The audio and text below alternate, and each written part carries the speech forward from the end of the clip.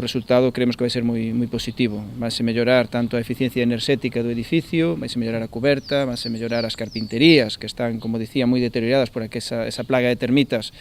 que xa logramos erradicar, vaise sustituir suelos, vaise mellorar a iluminación, vaise mellorar o exterior do pazo tamén, e, polo tanto, o resultado vai ser seguramente espectacular. Imos ter un pazo ao nivel do que Cambados se merece e un lugar para exposicións que xa viña funcionando dunha maneira fantástica, con moitísimo contido e moitísima programación. Hoxe estamos aquí en Cambados, pois unha inversión financiada ao 100% pola Diputación de Pontevedra de preto de 800.000 euros, non? Unha inversión que este venres vai a Xunta de Goberno, pois non, é así, pois unha obra demandada, sobre todo, como ben dicía aquí tanto o alcalde como o concellal, que vanse sustituir por eficiencia energética o tellado, as ventanas, vaise acondicionar o xardín, sustituir tamén